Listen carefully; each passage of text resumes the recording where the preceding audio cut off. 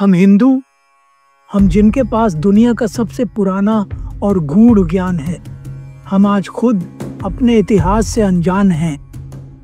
महाभारत जैसी महागाथा हमारे घर में है, लेकिन हमें उसका पहला अध्याय तक याद नहीं। दुनिया हमें हमारे ही धर्म पर सवाल सिखा रही है और हम चुपचाप बैठे हैं क्योंकि हमें खुद नहीं पता धर्म क्या है, अधर्म क्या है। अब बहुत हुआ, अब समय है जानने का, समझने का और गर्व से कहने का, हाँ मैं हिंदू हूँ। आप सुन रहे हैं महाभारत, सिर्फ कहानी नहीं, हमारी पहचान। स्वागत है आपका हिंदी स्टूडियो पॉडकास्ट में। चलिए शुरू करते हैं महाभारत की कथा। आस्तिक पर्व त्रयोदशोध्याय महाभारत भाग 13। शौनक जी ने पूछा, सूतजी राजाओं में श्रेष्ठ जन्मेजय किस लिए सर्प सत्र द्वारा सर्पों का अंत किया? यह प्रसंग मुझसे कहिए सूतनंदन।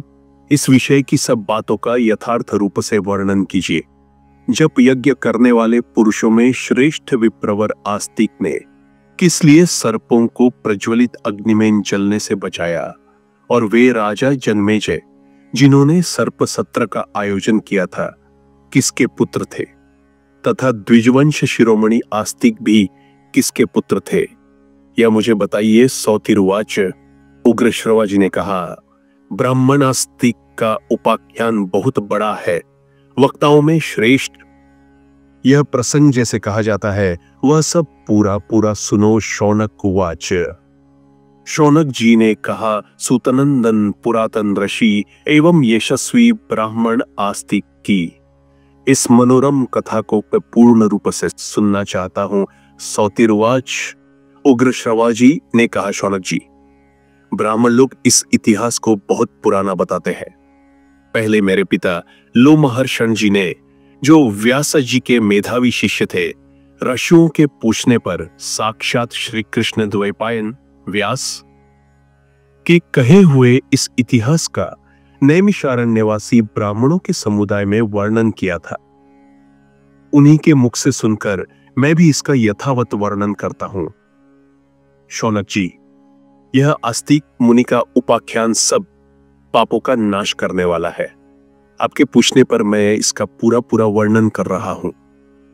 आस्तिक के पिता प्रजापति के समान प्रभावशाली थे। ब्रह्मचारी होने के साथ ही उन्होंने आहार पर भी संयम कर लिया था। वे सदा उग्र तपस्या में संलग्न रहते थे। उनका नाम था जरत्कारु। वे ऊर्ध्वरेता और महान ऋषि थे। यायावरों में उनका स्थान सबसे ऊंचा था। वे धर्म के ज्ञाता थे। एक समय तपोबल से संपन्न उन महाभाग जरत्कारु ने यात्रा प्रारंभ की। वे मुनिवृत्ति से रहते हुए जहां शाम होती वहीं डेरा डाल देते थे। वे सब तीर्थों में स्नान करते हुए घूमते थे। उन महातेजस्वी मुनि ने कठोर व्रतों की ऐसी दीक्षा लेकर यात्रा प्रारंभ की थी जो अजितेंद्रिय पुरुषों के लिए अत्यंत दुस्साध्य थी। वे कभी वायु पीकर रहते और कभी भोजन का सर्वथा त्याग करके अपने शरीर को सुखाते रहते थे। उन महर्षि ने निद्रा पर भी विजय प्राप्त कर ली थी, इसलिए उनकी पलक नहीं लगती थी। इधर उधर विचरण करते हुए वे प्रज्वलित अग्नि के समान तेजस्वी जान पड़ते थे। घूमते घूमते किसी समय उन्होंने अपने पितामहों को देखा, जो ऊपर को पैर और नीचे को सिर किए एक विशाल गड्ढे में लटक रहे। वे कभी वायु पीकर रहते और कभी भोजन का त्याग करके अपने शरीर को सुखाते रहते थे। उन महर्षि ने निद्रा पर भी विजय प्राप्त कर ली थी, इसलिए उनकी पलक नहीं लगती थी। इधर उधर विचरण करते हुए वे प्रज्वलित अग्नि के समान तेजस्वी जान पड़ते थे।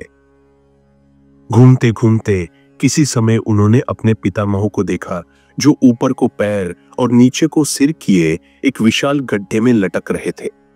उन्हें देखते ही जरत्कारु ने उनसे पूछा, आप लोग कौन हैं जो इस गड्ढे में नीचे को मुख किए लटक रहे हैं? आप जिस वीर्ण स्तंभ खस नामक तिनकों के समूह को पकड़कर लटक रहे हैं, उसे इस गड्ढे में गुप्त रूप से नित्य निवास करने वाले चूहे ने सब ओर से प्रायः खा लिया है। पितर ऊंचू। पितर बोले, ब्राह्मण, हम लोग कठोर व्रत का पालन करने वाले यायावर नामक मुनि हैं। अपनी संतान परंपरा का नाश होने से हम नीचे पृथ्वी पर गिरना चाहते हैं। हमारी एक संतति बच गई है जिसका नाम है चरत्कारु। हम भाग्यहीनों की वह अभागी संतान केवल तपस्या में ही संलग्न है। वह मूढ़ पुत्र उत्पन्न करने के लिए किसी स्त्री से विवाह करना नहीं चाहता है। अतः वंश परंपरा का विनाश होने से हम यहां इस गड्ढे में लटक रहे हैं। हमारी रक्षा करने वाला वो वंशधर मौजूद है तो भी पापकर्मी मनुष्यों की भांति हम अनाथ हो गए हैं। साधु शिरोमणे, तुम कौन हो जो हमारे बंधु बांधवों की भांति हम लोगों की इस दयनीय दशा के लिए शोक कर रहे हो? ब्राह्मण, हम यह जानना चाहते हैं कि तुम कौन हो जो आत्मीय की भांति यहां हमारे पास खड़े हो, सत्पुरुषों में श्रेष्ठ। हम शोचनीय प्राणियों के लिए तुम क्यों शोकमग्न होते हो? जरत्कारुरुवाच। पितर बोले, तात, तुम हमारे कुल की संतान परंपरा को बनाए रखने के लिए निरंतर यत्नशील रहकर विवाह के लिए प्रयत्न करो। प्रभो, तुम अपने लिए, हमारे लिए अथवा धर्म का पालन हो, इस उद्देश्य से पुत्र की उत्पत्ति के लिए यत्न करो। तात, पुत्र वाले मनुष्य इस लोक में जिस उत्तम गति को प्राप्त होते हैं उसे अन्य लोग धर्मानुकूल फल देने वाले भली भांति संचित किए हुए तप से भी नहीं पाते। अतः बेटा, तुम हमारी आज्ञा से विवाह करने का प्रयत्न करो और संतानोत्पादन की ओर ध्यान दो। यही हमारे लिए सर्वोत्तम हित की बात हो। जरत्कारुरुवाच। जरत्कारु ने कहा, पितामहगण, मैंने अपने मन में यह निश्चय कर लिया था कि मैं जीवन के सुख भोग के लिए कभी न तो पत्नी का परिग्रह करूंगा और न धन का संग्रह ही, परंतु यदि ऐसा करने से आप लोगों का हित होता है तो उसके लिए अवश्य विवाह कर लूंगा, किंतु एक शर्त के साथ मुझे विधि पूर्वक विवाह करना है। यदि उस शर्त के अनुसार किसी कुमारी कन्या को पाऊंगा तभी उससे विवाह करूंगा, अन्यथा विवाह करूंगा ही नहीं। वह शर्त यूं है, जिस कन्या का नाम मेरे नाम के ही समान हो, जिसे उसके भाई बंधु स्वयं मुझे देने की इच्छा से रखते हों और जो भिक्षा की भांति स्वयं प्राप्त हुई हो, उसी कन्या का मैं शास्त्रीय विधि के अनुसार पाणी ग्रहण करूंगा। विशेष बात तो यह है कि मैं दरिद्र हूं, भला मुझे मांगने पर भी कौन अपनी कन्या पत्नी रूप में प्रदान करेगा।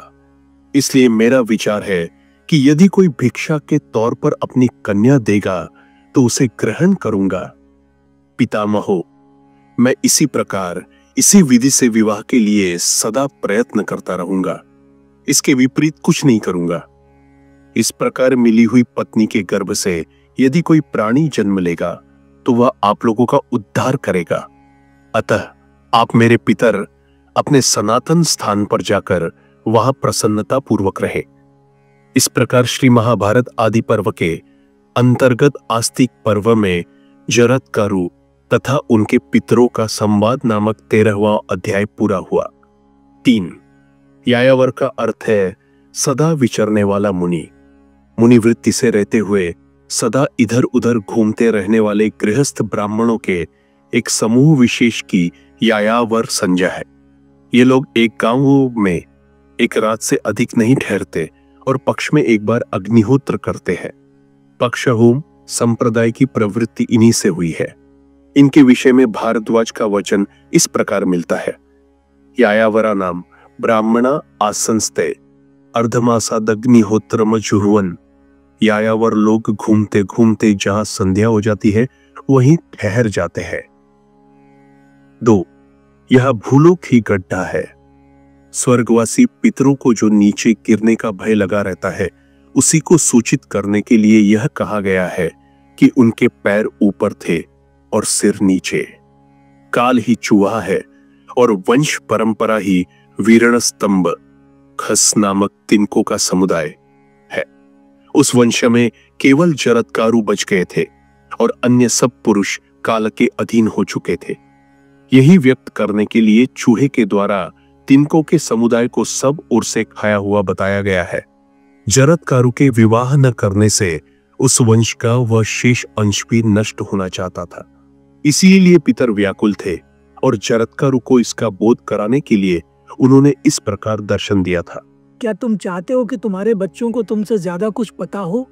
क्या तुम चाहते हो कि तुम्हारी अगली पीढ़ी तुम्हारे इतिहास से अनजान रहे?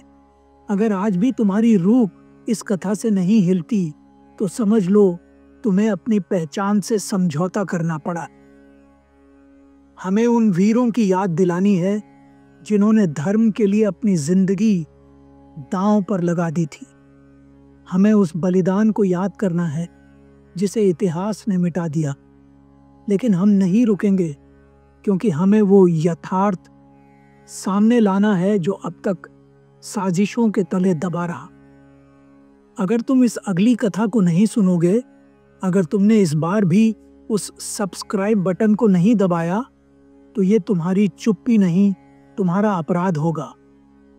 तुम्हें इस धर्म युद्ध का हिस्सा बनना है, तुम्हें अपना कर्तव्य निभाना है। अगर तुम नहीं उठे तो इतिहास खुद तुम्हारे ऊपर खड़ा हो जाएगा और पूछेगा, क्यों नहीं उठे तुम?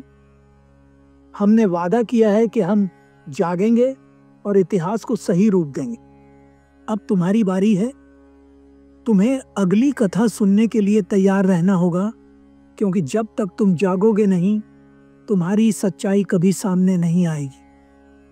हमारी अगली वीडियो में वो सच आएगा जिसे तुम छुपाना चाहते हो।